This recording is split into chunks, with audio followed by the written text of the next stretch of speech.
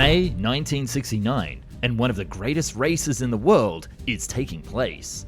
Multiple aircraft are streaming from London's Post Office Tower to New York's Empire State Building to celebrate 50 years of the first transatlantic crossing. But one aircraft is winning, and it's all because it has one special ability: to fly straight up. Taking off from central London up into the sky and then landing on a platform in the East River next to Manhattan, it doesn't require an airport or a runway. Winning the race in only 6 hours and 11 minutes, cementing it in the eyes of the world as the ultimate aircraft and the envy of the Soviet Union. This would become the only successful VTOL aircraft ever built by the West until the F-35. This is the famous Harrier jump jet.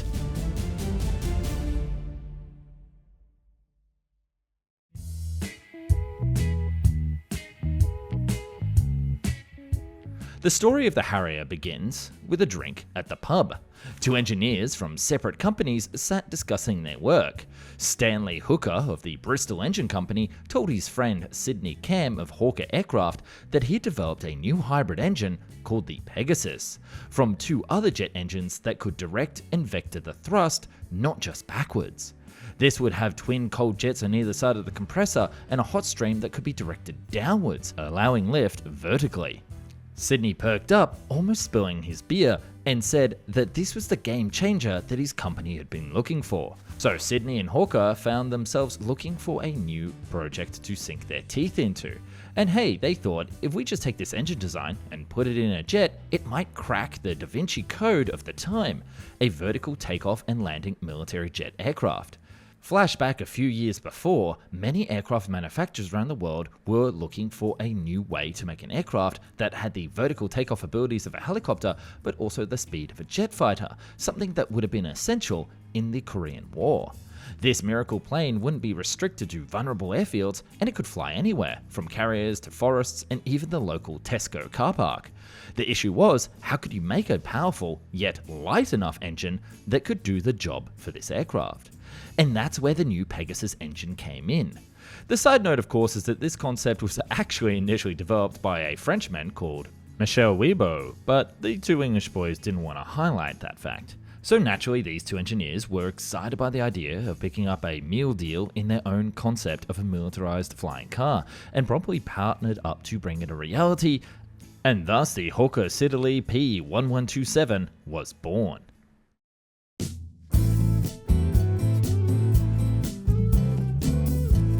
Hawker Siddeley, newly merged, decided that this new aircraft engine combo would be perfect for a new NATO specification for a new light and tactical support fighter.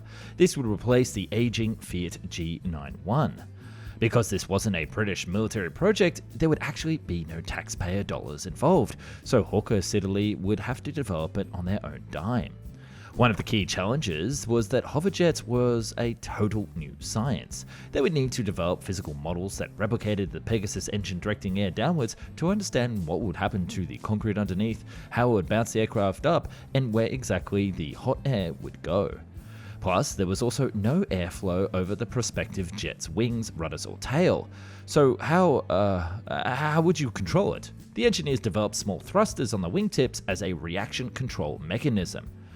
But it had to be as simple as possible, with Sidney Cam, the same engineer from the pub, reiterating throughout the development that this had to be the most simple aircraft ever, saying that sophistication meant complication, and then escalation, cancellation, and ruination of the company.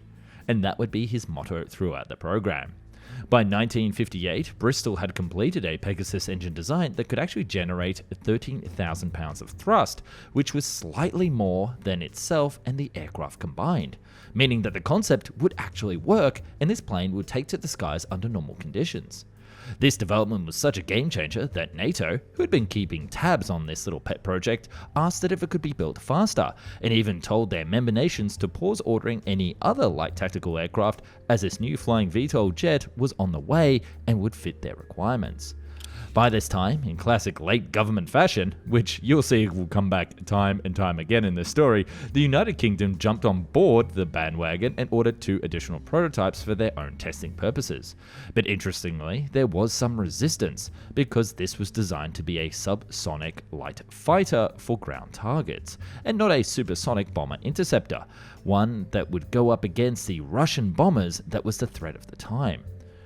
On the 15th of July 1960, the first prototype was complete and was ready to fly straight up. Designing the Harrier from scratch must have been daunting, but when it comes to you running your own business, you don't need to start anything from scratch when the hard work has been done for you. I'm talking, of course, about Odoo. Odoo is an all-in-one management software that provides entrepreneurs with a range of applications such as invoicing, accounting, project management, inventory, website creation, and more. And it's their e-commerce platform that's just plain incredible. It works in 4 easy steps. You start by choosing your business objective and goal, you pick the color palette or upload your logo to make one, and choose the pages and features you want and pick a theme. And then your online store is ready to be customized. Adding products is a breeze, just add the details like name, price, image, and your product page is live. Add details like images and description and make it more aesthetically pleasing with drag and drop blocks, background designs, animations, and much more. Then all you have to do is set the backend, shipping information, and configure your payment methods, and where to send the money. And that's right, that's how you start making money with Odoo. So get your e-commerce store out there and actually turn that maybe idea into an actual business as quickly and easily as possible, thanks to Odoo. And the best part is, this is all free for life. Adding extra apps like invoicing and your website hosting and a custom domain free for a year. That's just insane. And when your business expands, you can access all the other applications starting from $24 a month. So click the link down below for free and start making money.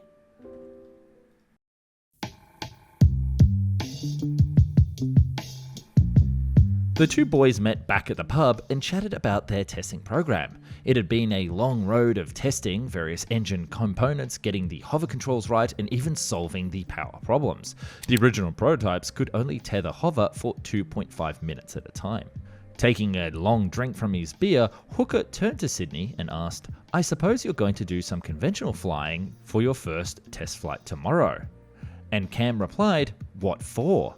Hooker said, "Well, just to make sure that the aeroplane is a nice aeroplane and everything is under control."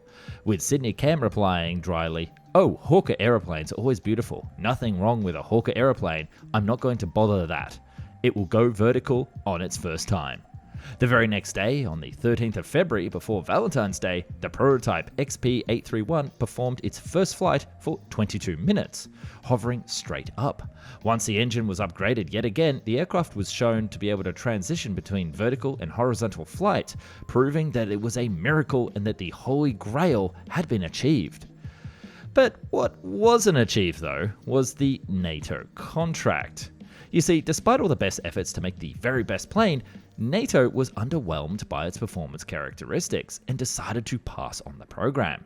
Their specific requirements included the expectation for the performance of such an aircraft to be the equivalent of the conventional McDonnell Douglas F-4 Phantom II fighter.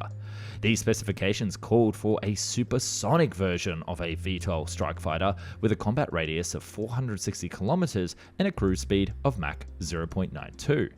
Although they loved the vertical takeoff and landing feature, flirting even with doing a joint order of 100 aircraft for their member nations, this never eventuated.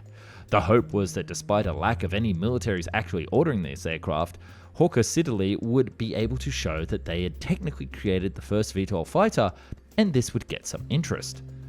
Alas, the program would only limp on, with the Ministry of Supply ordering a few more prototypes to test and refine the technology, with the Royal Air Force shrugging their shoulders and saying that they had no use for this aircraft. It looked like that by Christmas in 1961, the Harrier program had died before it begun.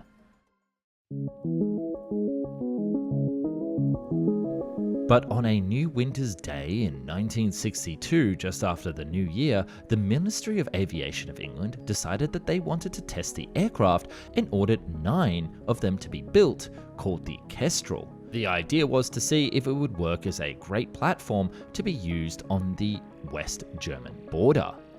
The Kestrel was assessed by a multinational tripartite evaluation squadron which consisted of British, US and German pilots to determine how a VTOL aircraft could be operated, with these evaluations finishing in 1965. And while this testing was ongoing, Hawker had returned to the drawing board to work on a supersonic version of the P-1127, which was now called the P-1154. It would solve the issues that plagued the NATO selection process and win them back that contract. And to ensure that everyone loved it, they also made sure it fit the requirements of a Royal Air Force aircraft and a Royal Navy aircraft, who were both looking for new fighters as well. Alas, NATO would actually scrap the project completely, despite the prototype being halfway built. And while they were trying to make an aircraft for both the Navy and the Air Force, this meant that it was a jack of all trades and a master of none. The RAF wanted a low-level supersonic strike aircraft, whilst the Navy sought a twin-engine air defence fighter for their Navy battleships. And with nobody involved in the project anymore, the British government withdrew in 1965. Man, it really looks like Hawker Siddeley can't get a break on this new technology. You would think that the Holy Grail would sell itself. But there were still those 9 subsonic fighters that had been quite impressive and had wowed those US pilots and German pilots. The Royal Air Force had also noticed. What if they could bring the learnings from the P-1154 to the Kestrel program and build the perfect VTOL fighter? And they did just that. On the 31st of August 1966, the first of these P-1127 aircraft made their first maiden flight. And the RAF was so impressed they made a production order of 60 aircraft, giving the aircraft its final designation, the Harrier GR1. During its operations, it was found that running it along a short runway and then going vertical allowed it to carry much more weapons, 2 under each wing and 1 underneath the fuselage. There was also ability to carry 2 30mm cannon guns that could be fitted to the underside. And that's why a lot of the British ships were given ski jumps, because it allowed these Navy versions, which I'll get to in a minute, I am going ahead slightly here, to take off with more weapons. This aircraft was so popular with the RAF that the US Marines would take notice, and they decided to put in their own order, and thus the Harrier went from a miracle single aircraft that nobody wanted to a complete family that had international acclaim.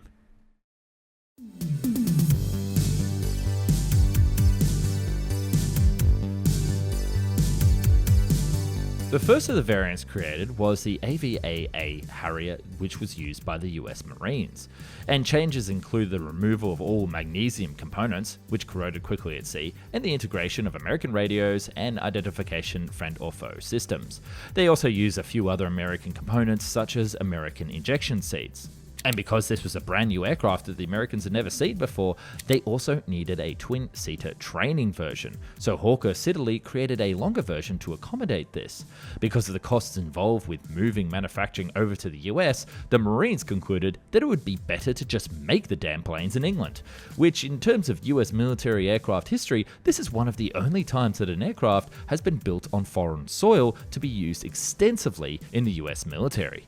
And the use of these Harrier jump jets in the US Marines actually caused quite a stir, because this was a jet that didn't actually require the super carrier to operate from, which was all the range of the US Navy at the time. This led to ideas of small patrol craft, called sea control ships, that would have 4 Harriers on board that could provide close air support without the massive logistics of carriers.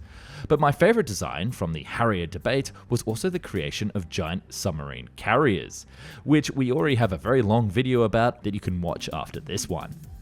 The RAF Harriers were also mostly deployed to Western German bases as a stonewall of a Soviet invasion. From camouflage rough bases, the Harrier was expected to be able to launch attacks on advancing armor columns from East Germany when the Soviets were to finally attack. But they actually saw real action in the 1980s in the Falkland War, performing everything from anti-artillery strike missions to Navy defense. Well, actually, it was the latter performed by a special naval version. The Royal Navy, seeing how happy the Marines and the RAF were with the Harrier, asked for their own version. They called it the Sea Harrier. It was designed for various naval roles, and it featured a radar, Sidewinder missiles for fleet air defense, and navigational aids for carrier landings, corrosion resistance modifications for maritime operations, and a raised bubble canopy for improved visibility. These later upgrades also equipped the Sea Harrier with AIM-120 AMRAAM missiles and the advanced Blue Vixen radar for long-range air-to-air combat, as well as the Sea Eagle missiles for anti-ship missions. So it made this little Harrier quite the unit when out at sea. After the Falklands War, British Aerospace developed the Skyhook concept, a novel method for operating Harriers from small ships. This system would use a crane to suspend the aircraft mid-air for launch and recovery, with additional cranes designed to hold weapons for rapid rearming. The Skyhook aimed to conserve fuel and enable operations in rougher seas, where the Harrier had some trouble landing on sea decks. Although it was marketed to foreign buyers and even speculated to be used on large submarines, like those aircraft carrier submarines I mentioned before, the concept failed to attract any interest. And from here, we saw an explosion of other crazy Harrier concepts, from a tandem cockpit design that looks very much like a cloud car from Star Wars, to a version that could carry a crack squad of 5 British commandos to prevent a terrorist attack on a North Sea oil platform. They would all sit here in the tail. And one of the most absolutely horrifying concepts is the GRIER pods, the Ground Resupply Insertion Extraction Rescue Pod. The passengers would be slung in pods where the missiles would go and be carried around by the Harrier. Imagine the heat and the noise and sitting in that coffin. Yikes. In fact, this is such a wild idea that I'm going to cover it on my sister channel, They Won't Tell You, where we'll be talking about men in pods.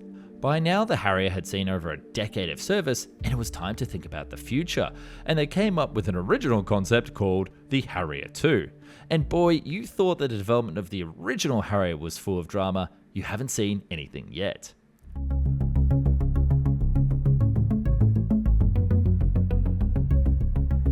One of the flaws of the original line of Harrier jump jets was its lack of range and payload. The American version, for example, carried less than half of that of the A4 Skyhawk and took twice as long to maintain to get it back into the air. So in 1973, a joint project was started by the two nations that bought the Harrier, USA and the UK, to develop a successor. While a more powerful engine was on the agenda, the Pegasus 15 by this point, it was actually too big to fit into the current Harrier fuselage. So this new plane would have to be bigger with a larger wing. They would call it the AV-16 because it was double the capacity and range of the American Harrier, the AV-8. However, the British were the first to pull out due to a lack of funding. And because they were only ordering around 60 aircraft, it didn't make sense for them to front up half of the cost. And you will see in a moment that this would be a decision that would really come back to bite them. The United States didn't want to be caught holding the bag and decided to pull out as well. However, the American partner, McDonnell Douglas, knew that there was merit to this redesign of the Harrier and kept working on it. They created a hybrid aircraft, modifying two original AV-8s with a new wing, revised intakes, redesigned exhaust nozzles, and it resulted in a better payload and range aircraft. And despite having the same engine as the AV-8, the AV-8B was approved with an order of 324 aircraft. Because of this comically large production run, the British came back with their tail between their legs. They were enticed by the lower cost of acquiring Harriers promised by a large production run and the fact that the US was shouldering the expense of development. But because they were returning to the program, and despite being the originator of the design, McDonnell Douglas would actually be the main contractor, and the aircraft would be mostly built in Missouri, with only 40% done in England. Now that must have stung. During this production run, the US developed a night attack version, a new trainer versions of the B variant, and thanks to Italy and Spain joining the program, they also created an AV-8B Plus version, with better radar and increased missile capability. Overall, 824 Harriers were built of all types and saw service around the world, and it was time to talk about the third version. In the early 1990s, McDonnell Douglas and British Aerospace, who had inherited the program, started to discuss about a new version called the Harrier 3. It was designed to maximize the capabilities of existing models by incorporating elements from both the Sea Harrier and the AV-8B. The aircraft was planned to feature an enlarged wing and a torsion box to accommodate additional fuel and hardpoints, which would also improve endurance. Due to its increased size, folded wing tips were proposed. To support this heavier airframe, Rolls-Royce was expected to develop a more powerful Pegasus engine with 4,000 pounds of additional thrust, because again, they actually inherited the original Pegasus design. The Harrier 3 would also have been equipped with advanced weaponry, including brand new AIM-120 AMRAAM missiles, making it a formidable air-to-air fighter. However, by this point, the design was nearly 30 years old, and this aircraft was just a product of its time. It wasn't really great at fighting enemies that were over the horizon of the Earth, just using radar to fight each other, and it was also not great when it came to supersonic threats. So ultimately, when Boeing and BAE Systems continued studying this design in the early 2000s, they abandoned it in favor of the new F-35 clean sheet program. The British would eventually sell off their aircraft to the US Marines to be used for spare parts, lasting until last May in 2004, when the F-35 finally took over the mantle in the Marines of their VTOL jet fighter. Today, the Harrier is still in operation in Spain, with plans to extend their operation beyond 2025 due to a lack of funds to buy the other aircraft. And this does seem like a rather unceremonious end to the legendary Harrier family, but in my mind, I think their legend speaks for itself.